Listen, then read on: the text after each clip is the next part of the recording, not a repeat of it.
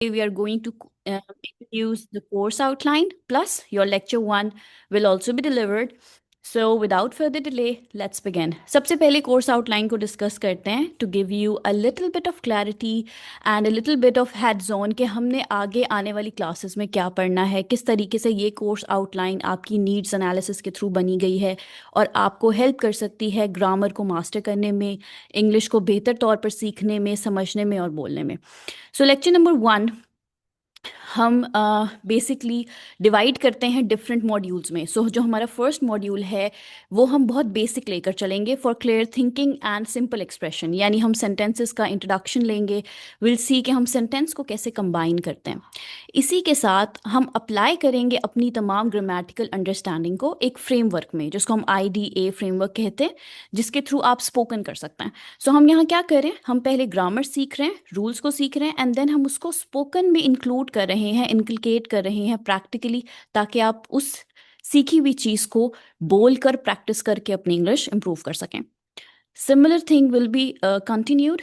हमारा जो second lecture है वो डिस्कोर्स मार्कर्स पर होगा, which is again a grammatical topic जो आपको फ्लुएंटली बातचीत करने में हेल्प करता है. सो पहले उसे ग्रामेटिकली अंडरस्टैंड करेंगे, देन फ्रेमवर्क पे अप्लाई करेंगे ताकि हम उसको बोलना भी सीख सकें कि हम किस तरीके से इंग्लिश को यूज़ कर सकते हैं, इंग्लिश लैंग्वेज में उस ग्रामेटिकल टॉपिक को इंक्लूड कैसे करके बातचीत कर सकते हैं.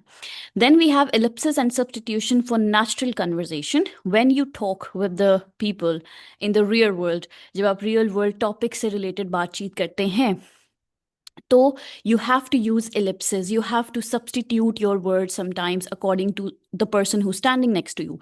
So कैसे नेचुरल कन्वर्जेशन बिल्ड होती है, फ्लुएंसी कैसे अचीव होती है, किस तरीके से प्रॉपरली बात की जाती है, ग्रामेटिकल टॉपिक के थ्रू इसको समझेंगे. एंड देन एक और फ्रेमवर्क है जिस पर इसे अप्लाई करेंगे, which is OER. So grammar plus spoken हम साथ साथ लेकर चल रहे हैं.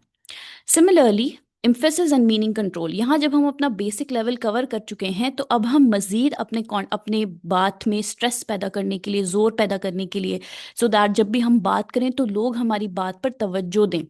इस चीज़ को मेक श्योर करने के लिए हम लोगों ने क्लेफ्ट सेंटेंसेस फॉर एम्फेसिस पढ़ना है और उसको प्रेप पे अप्लाई करना है. प्रेप अगेन एक फ्रेमवर्क है जो कि आपको क्लियर बोलने में बहुत हेल्प करता है, इंटरव्यूज़ में बहुत हेल्प करता है, क्लाइंट डीलिंग में बहुत हेल्प करता है. So we are gonna continue with that. Then we have fronting and topicalisation for focus. Sometimes हमारे सामने कुछ ऐसी टॉपिक्स होते हैं जिस पर हमें आर्ग्यूमेंट बिल्ड करना होता है, हमें फोकस करके बोलना होता है. सो ग्रामेटिकली उस चीज़ को सीखेंगे. एंड एक और फ्रेमवर्क है विच इज़ PPP, इस पर अप्लाई करेंगे ताकि आप लोग रियल वर्ल्ड सिनेरियोज में ग्रामर को यूज़ करते हुए क्लियर बोल सकें. Inversion, formal and power speech lecture number 6 है, जिसको हम पील पे अप्लाई करेंगे. सिमिलरली इंगेजमेंट एंड इंट्रैक्शन, जहाँ हमने इंटरव्यूज़ की बात की, लेक्चर नंबर 6 से ऑनवर्ड्स फिर हम थोड़ा प्रोफेशनल हो जाते हैं, तो हम एडवांस टॉपिक्स को लेकर चलते हैं और उन तमाम टॉपिक्स को कवर करते हैं जो आपको इंटरव्यू में एस करने में, क्लाइंट को हैंडल करने में, कम्युनिकेशन बिल्ड करने में हेल्प कर सकते हैं.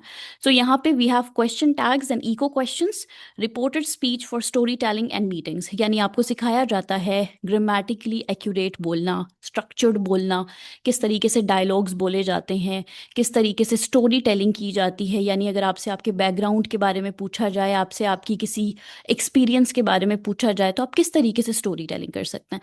So we are going to learn those topics and then we will be applying them to the spoken framework, जो कि स्कार्प और स्टार है. Accuracy, politeness and control. English language की एक सबसे बड़ी खासियत ये है कि जब भी आप उसको यूज़ करते हैं बातचीत करने के लिए, तो आपको क्लियर बोलने के लिए पोलाइट, यानी you have to be polite. English language को जो लोग ज़्यादा मास्टर अच्छे तरीके से करते हैं, whenever they speak then they speak it with an accent. उनकी वे ऑफ टॉकिंग में आपको एक हम्बलनेस, एक पोलाइटनेस जो है वो थोड़ा सा देखने को मिलता है, सुनने को मिलता है. ये हम कैसे अचीव कर सकते हैं? लेक्चर नंबर 9 एंड 10 आपको हेल्प करेगा. दो ग्रामेटिकल टॉपिक्स जिसमें हेजिंग और modals for clarity, obligation and politeness है, इनको हम सीखेंगे. एंड देन इंशाल्लाह will apply them to force and DESC, जो कि एक फ्रेमवर्क है स्पोकन का. ये चीज़ें आपको हो सकता है थोड़ी एडवांस लेवल की लग रही हों, मुश्किल लग रही हों, लेकिन once we will start practicing them, तो यूड अंडरस्टैंड कि कितनी कॉमन सी चीज़ें हैं, लेकिन अगर हम इन्हें प्रैक्टिस करते हैं, अच्छे तरीके से प्रैक्टिस करते हैं, तो हमारी English with in days, with in weeks improve हो जाती है.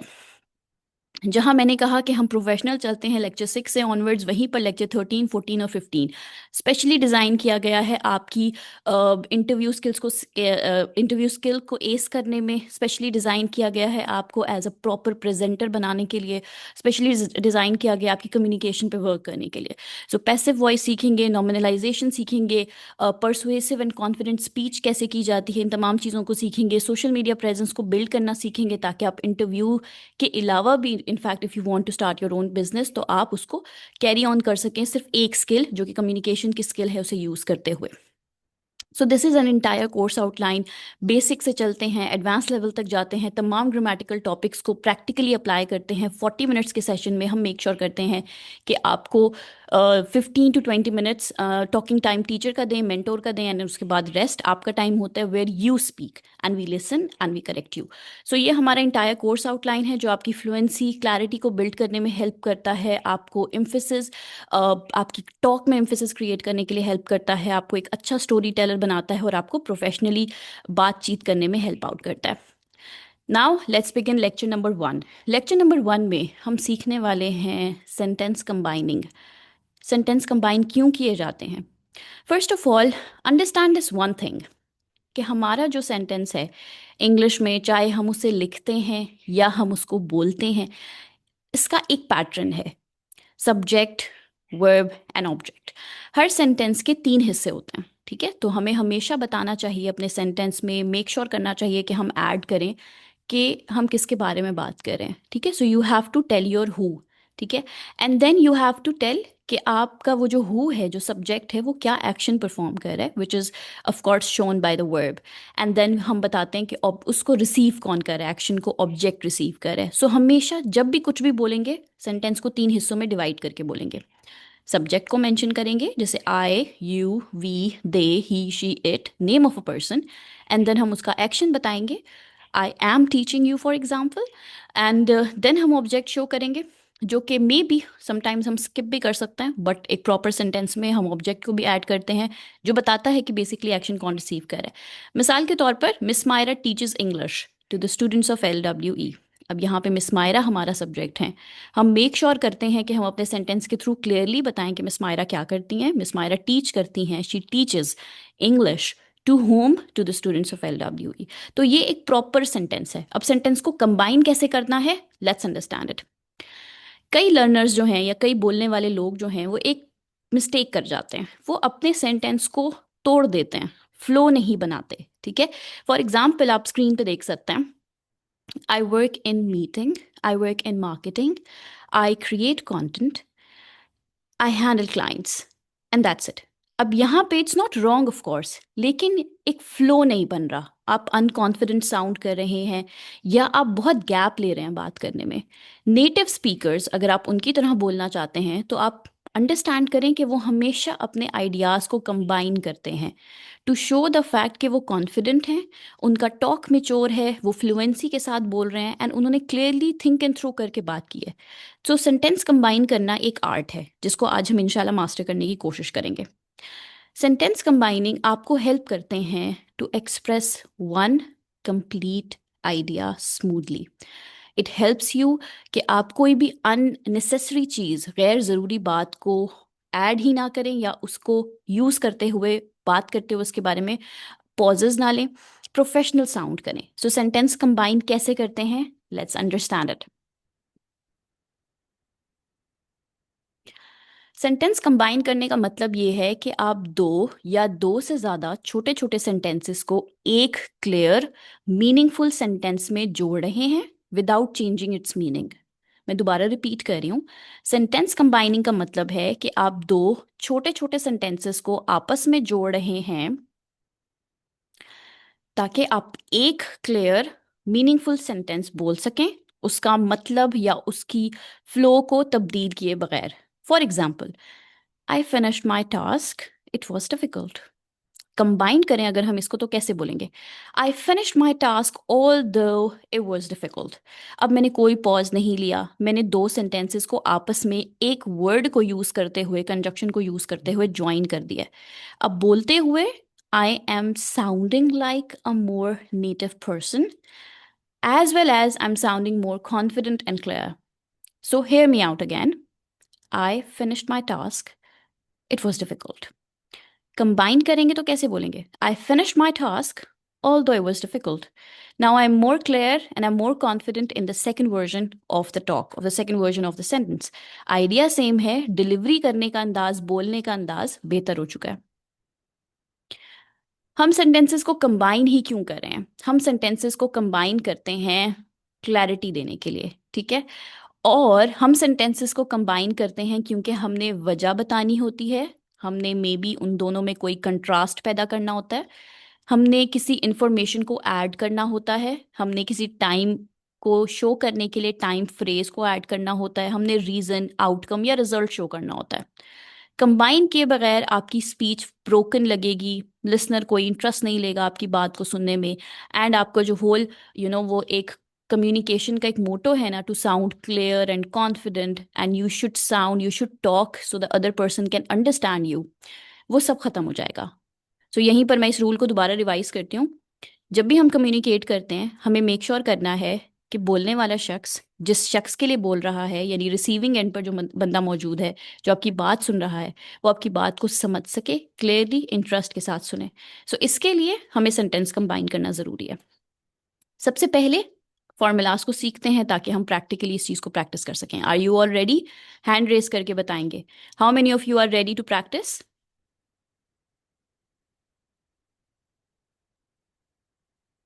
Good, well done, well done. So let's get started. सबसे पहले हम कंजक्शंस के थ्रू कंबाइन करना सीखेंगे. Independent clause, conjunction, independent clause, यही फॉर्मूला है हमारा. यानी एक सेंटेंस जो अकेला भी हो तो अपनी मीनिंग को दिखा सकता है, उसके साथ कंजक्शन को ऐड करना है, फिर दूसरे सेंटेंस को साथ में ऐड कर देना है. कंफ्यूज नहीं होना टर्म से.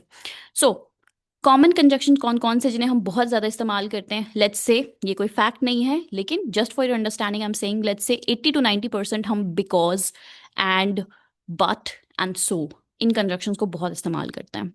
सो लेट्स सी हम इन्हें कैसे यूज कर सकते हैं टू साउंड मोर क्लियर. सबसे पहले सेंटेंस का पहला हिस्सा, I wanted to attend the meeting but I was unwell. मैं चाहती तो थी कि मैं मीटिंग अटेंड कर लेती लेकिन मैं बहुत ज़्यादा बीमार थी. So I wasn't able to. अब मैं इसको एक्सटेंड भी कर सकती हूँ, I wasn't able to. So I wasn't able to be there, I wasn't able to attend the meeting. Sentence का पहला हिस्सा कंजक्शन, सेंटेंस का दूसरा हिस्सा explanation, and that's it. You are going to sound clear just with this one change in your ideas and one change in your sentence structure. ठीक है? So let's try to speak it. I want you people कि एक कोई भी sentence बनाएं और उसमें but और because का इस्तेमाल करें. Because, but, किसी भी कंजक्शन का इस्तेमाल करते हुए एक सेंटेंस बनाएं. Yes, I was. हाँ हाँ. I wanted to attend the meeting. For example, हमारे पास यहाँ एग्जाम्पल भी मौजूद है. I wanted to attend the meeting, but I got late. Or my internet was not working. जो second part of the sentence है वहां पर आपने खुद चेंजेस करना है. ठीक है? So I wanted to attend the meeting, इसके अगला हिस्सा अब आप लोग मुझे खुद बताएंगे. कोई भी कंजक्शन का इस्तेमाल कर सकते हैं. कंप्लीट करें सेंटेंस को. I wanted to attend the meeting, then dash, fill in the blank. Let's see the responses.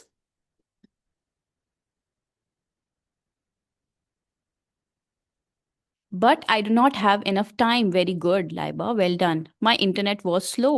It wasn't functioning properly. Good, good, good. Well done. So I wanted to attend the meeting, so I joined it. Very good. That's such a positive thing, such a positive sentence. Let's move ahead to the next part. Some common words जिनको हम subordinating words के तौर पर जानते हैं. Because, although, when, while, if. Although grammatically इन सब के कोई ना कोई नाम है, लेकिन सबॉर्डिनेटिंग वर्ड्स के तौर पर हम इन्हें इस्तेमाल करते हैं ताकि हमारा जो आइडिया है वो मज़ीद फ्लुएंट लगे, हमारा सेंटेंस ज़्यादा फ्लो में लगे, ज़्यादा अच्छा स्मूथ लगे. ठीक है? सो अगेन हम ऑल्दो का इस्तेमाल करेंगे, बिकॉज का इस्तेमाल करेंगे, व्हेन और वाइल और इफ़ का इस्तेमाल करेंगे. So I stayed at home because I was unwell. I will give you a detailed notes if you will ask me politely. I will provide you with the notes and recordings if you will ask me politely. अब यहाँ पे हम क्या करें? We are answering a question, but we are using subordinate words here. हमारे sentences में extension आ रही है, एक flow आ रहा है because of the fact कि हमने इन subordinating words को use किया. Formula again same है. सबसे पहले जो आपका main clause है, जो आपका main idea है, आप उसको use करें. ठीक है, फर्स्ट हाफ जो आपका मेन सेंटेंस है उसे यूज करें. बीच में ऐड कर दें ऑल दो, बिकॉज, व्हेन, व्हाइल या इफ में से किसी भी एक सबऑर्डिनेटिंग वर्ड को, और उसके साथ सपोर्टिंग क्लॉज ऐड करें, या जो चीज उसको सपोर्ट कर रही है, आइडिया को मजीद एक्सप्लेनेशन दे रही है. जैसे I stayed at home because I was unwell. I delivered the classes to the students because it was their exam the very next day. Right? So, pehla main clause, then subordinating word, and then the supporting clause. Would you like to practice it? Very good. And I reached that time. I wanted to join the LW sessions because I wanted to learn new skills. Good. Perfect. Good.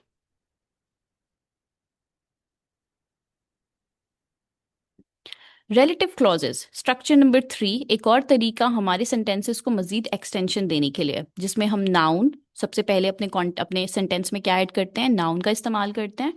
उसके बाद हम who, विच या that को use करते हैं, और उसके बाद एक्स्ट्रा इन्फॉर्मेशन ऐड करते हैं. For example, she is the trainer who taught me spoken English. सबसे पहले नाउन ऐड करें. नाउन क्या होता है? Name of the person, place और thing. Islamabad, for example, is the place which excites me all. Thank you very much. Okay, so now you're going to complete this one more sentence for me. Islamabad is the capital of Pakistan. And अब आप इसको explain करेंगे with the help of this relative clause, which or that. हम who इस्तेमाल करते हैं for living persons, ठीक है? For the person, for a name of a person, let's suppose, इंसानों के लिए, जानवरों के लिए. जानवरों के लिए भी which यूज करते हैं. That and which इस्तेमाल होता है नॉन लिविंग थिंग्स के लिए भी.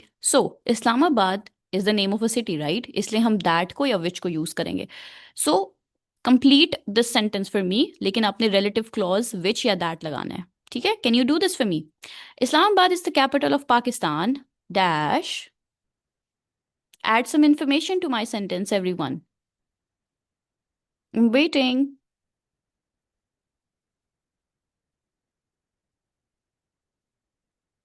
Is the capital of Pakistan. Which? That has beautiful mountains. हाँ, ठीक है. Well done. Good.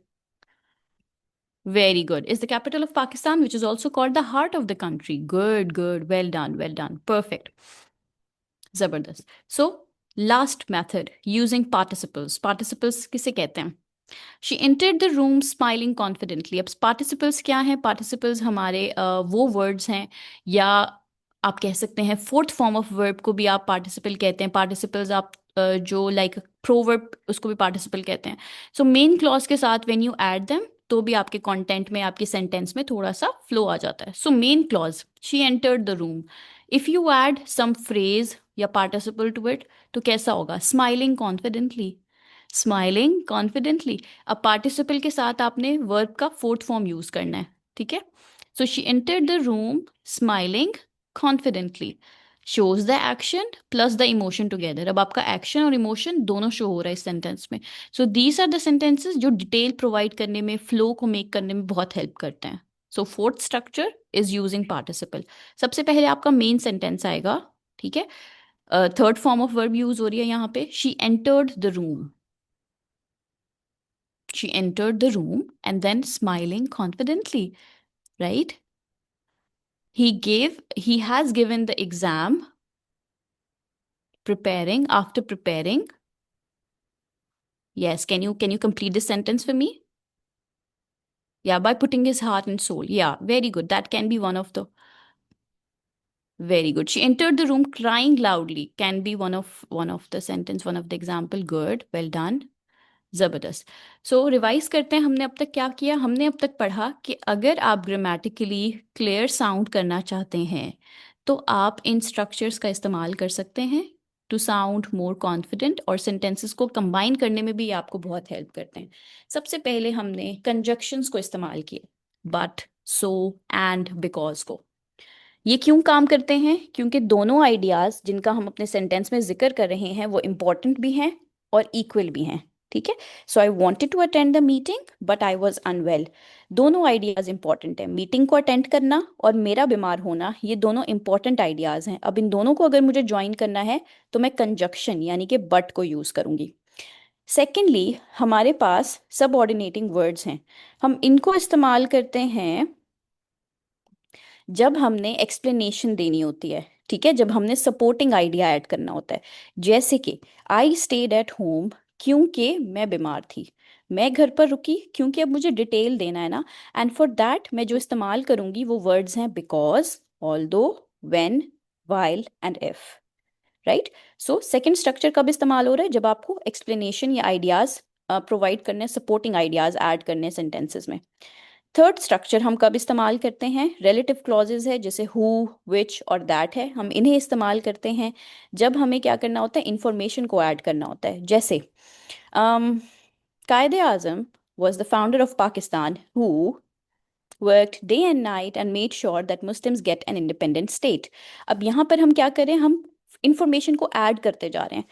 ऐसे सेंटेंसेस के लिए आपने रिलेटिव क्लॉज को इस्तेमाल करना है, जो कि है हु, विच और दैट। याद रखिए, हम हु इस्तेमाल करते हैं जब हम किसी लिविंग थिंग के बारे में बात कर रहे हैं, किसी इंसान के बारे में बात कर रहे हैं। विच इस्तेमाल करते हैं जब हम एनिमल्स या नॉन लिविंग थिंग्स के बारे में बात कर रहे हैं। एंड दैट इस्तेमाल करते हैं स्पेसिफिकली जब हम किसी नॉन लिविंग थिंग के बारे में, टेबल, वुड, चेयर, डिस्टेंस के बारे में, टाइम के बारे में बात, नॉट टाइम, डिस्टेंस, ज़्यादा दूर हुई हुई चीज़ों के बारे में बात करें, तब भी हम दैट यूज़ करते हैं। The last we had was participles. अब पार्टिसिपल्स को इस्तेमाल करना है जब आप एक्शन और इमोशन दोनों चीज़ों को सेंटेंस में दिखाना चाहते हैं। For example, Ali entered the room smiling और शाउटिंग एक्साइटेडली। अब यहाँ पे अली का रूम में इंटर होना एक एक्शन है और उसका शाउट करना एक्साइटमेंट के, ये एक इमोशन है। So when you have to add action and emotion together, तब हम पार्टिसिपल्स का इस्तेमाल करते हैं। Is this clear? क्या ये तमाम स्ट्रक्चर्स क्लियर हैं? यस। चलें, so let's move on to the speaking framework now. जिस स्पीकिंग फ्रेमवर्क की आज हम बात कर रहे हैं वो है IDEA, आइडिया। लेकिन यहाँ पे आइडिया बेसिकली डिवाइड हुआ हुआ है। आइडिया मुखफ़फ़ है, एब्रीविएशन है, एक्रोनिम है। I stands for introduce the idea, D stands for develop the idea, E stands for adding an example, and A stands for answer or talk about any action. मिसाल के तौर पे मैं आपसे कोई भी प्रॉम्प्ट दूं, मैं आपको किसी भी क्वेश्चन दूं आपके सामने, आपने मुझे उसका आंसर देने के लिए अपने आंसर को 4 हिस्सों में डिवाइड करना होगा। ठीक है, ऑर्गेनाइज करना होगा अपनी थॉट्स को। फ्रेमवर्क स्पोकन में, कम्युनिकेशन में यही काम करते हैं। वो हमारे आइडियाज़ को, हमारी कही हुई बात को, हमारे आंसर्स को ऑर्गेनाइज करने का काम करते हैं, ताकि हम एक अच्छा स्ट्रक्चर और मिच्योर रिप्लाई कर सकें।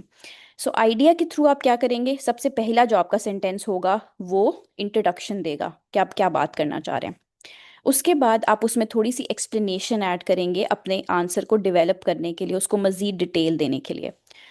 थर्ड सेंटेंस में आपने कुछ एग्जाम्पल देना है, और फोर्थ सेंटेंस में आप कोई आंसर दे सकते हैं या एक्शन स्टेटमेंट दे सकते हैं। आइडिया सेंटेंस को कंबाइन करने में क्यों हेल्प करता है? क्योंकि ये एक बड़ा स्मूथ सा ट्रांजिशन है, बड़ा अच्छा तरीका है अपने आइडियाज़ को कम्युनिकेट करने का, ऑर्गेनाइज करने का। मिसाल के तौर पर अगर हम मॉडल क्वेश्चन देखें तो क्या है? How do you manage your work? आप अपना काम कैसे मैनेज करते हैं? तो आइडिया रिस्पॉन्स कैसे होगा? सबसे पहले आप उन्हें बताएंगी या बताएंगे कि I manage my work by planning daily task. ठीक है, या मैं आपसे पूछूं आपकी फेवरेट एप्लीकेशन कौन सी है, तो आप सबसे पहले मुझे आई में बताएंगे, इंट्रोड्यूस करेंगे that my favourite application is WhatsApp. ठीक है, एंड देन आप मुझे डी बताएंगे। D means to divide the task, या to divide your answer. So मुझे बताएं, I divide task into priorities because time is limited. अब आप मुझे बता, अगर हम व्हाट्सएप की बात करें तो आप मुझे बताएंगे डी वाले सेक्शन में या सेकंड सेंटेंस में आप मुझे बताएंगे व्हाट्सएप आपको क्यों पसंद है। WhatsApp helps you to talk to the people, to it also helps you to schedule the meetings and all. So it also helps you to do the video calling at also. So connectivity के लिए, networking के लिए WhatsApp एक बड़ा ज़बरदस्त सा app है और वो आपको बहुत पसंद है। So आपने डिटेल प्रोवाइड कर दिया। देन आप एग्जाम्पल देंगे. For example, if I have to talk to my friend who is sitting let's say in Islamabad or anywhere else in Pakistan. So I'll call the person. मुझे उसके लिए सिर्फ एक wifi का connection required and I'll be able to talk to that person. Even I can video call the person also. So this is something जो कि मैं normal phone से achieve नहीं कर सकती. A, एक्शन स्टेटमेंट ऐड कर दें. This helps me stay productive and confident. WhatsApp की सूरत में आप क्या बोलेंगे? It helps me to stay connected. Madam you so have idea 5 क्या मिनट है? More I please. Sorry. 5 minute मजीद है नहीं आपके पास. All right, or 5 minutes, right. So idea basically helps us to combine each and everything together. Fine. इसमें हम अपने answers को 4 हिस्सों में डिवाइड करते हैं. सबसे पहले हम इंट्रोड्यूस करते हैं, देन हम डिटेल प्रोवाइड करते हैं, देन हम एग्जाम्पल देते हैं, एंड देन हम कोई एक्शन स्टेटमेंट देते हैं. अगर आपसे पूछा जाए how you manage your work, तो हाउ वुड यू से? I manage my work by planning daily task. I divide the task into priorities. For example, I complete urgent tasks first, finish reports before meetings, and then I go for the unurgent, like things that are not very urgent. And then A. This is the method helps me to stay productive and confident. Now, my question from all of you is, आपने इस method को use करते हुए मुझे respond देना है. ठीक है, let me share it also with all of you. Yeah. Idea को यूज करते हुए मुझे बताइए what is your favourite application. जैसे I told you about WhatsApp, अब आप मुझे बताएंगे कि आपका फेवरेट एप्लीकेशन कौन सा है. लेकिन आपने क्या करना है? आइडिया मेथड यूज करना है. आइडिया का मेथड यूज करना है. Yes, TikTok, very good. क्यों टिकटॉक? फर्स्ट ऑफ ऑल आपने इंट्रोड्यूस किया, TikTok is my favourite application. D में आपने क्या करना है? आपने उसमें मजीद एडिशन करनी है ऑफ सेंटेंसेस, डिटेल्स ऐड करनी है. TikTok is my favorite application because it helps me to get entertained. I scroll a lot of media, a lot of videos I see, and I get entertained. In my free time, I use TikTok. Then आप मुझे example देंगे. Recently, I've watched a very useful video tutorial. TikTok पे अगर आपने कुछ useful देखा है, कुछ interesting देखा है, तो वो आप यहाँ पे मुझसे share करेंगे third sentence में. And then finally, TikTok is something that makes me entertained. Yeah?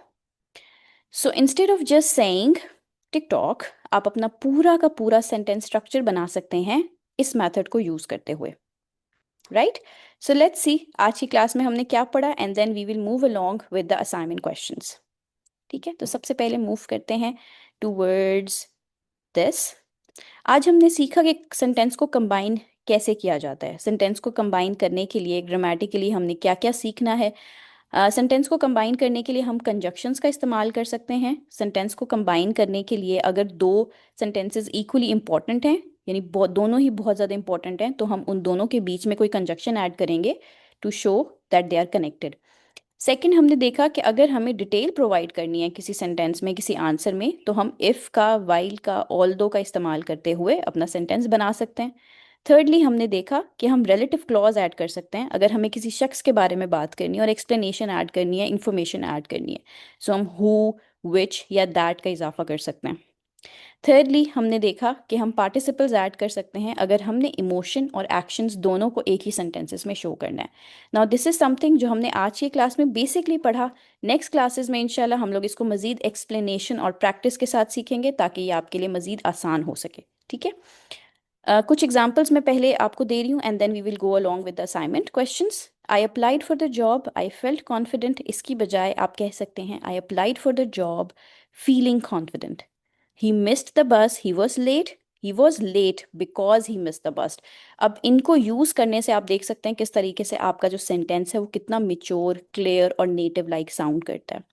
Similarly, हमने आइडिया एक्सप्लेन किया, देखा कि हम कैसे सिंपल से आंसर को अगर 4 हिस्सों में डिवाइड कर दें तो हमारा सेंटेंस कितना अच्छे तरीके से फ्लो करता है और हम कितना अच्छा नेटिव लाइक स्पीक कर सकते हैं. So let's go on. Let's move along with the assignment. I want you people to combine the following sentences for me. Google Doc आपने ओपन करना है और उसमें आपने इन दोनों सेंटेंसेस को कंबाइन करके लिखना है. कंजक्शन का इस्तेमाल कर सकते हैं, सबऑर्डिनेट क्लॉज का इस्तेमाल कर सकते हैं, रिलेटिव क्लॉज का इस्तेमाल कर सकते हैं, पार्टिसिपल्स का भी इस्तेमाल कर सकते हैं. सेकेंडली, आपने 30 या 40 सेकेंड की एक रिकॉर्डिंग करनी है जिसमें आप अपनी डेली रूटीन के बारे में हमसे बात करेंगे, ठीक है। डेली रूटीन आप सुबह से लेकर रात तक क्या क्या करते हैं। इंग्लिश में you have to submit your response और मेक श्योर कीजिएगा कि आपके तमाम के तमाम सेंटेंसेस कंबाइंड हों। सो ये असाइनमेंट मैं आप सबके साथ चैट में शेयर भी कर रही हूँ। और 48 आवर्स हैं आपके पास, 2 दिन के अंदर मैं चाहूँगी कि आप ये असाइनमेंट मुझे सबमिट कर दें on the Facebook group of LWE। That's all from my side today. Thank you very much everyone for joining the session. Allah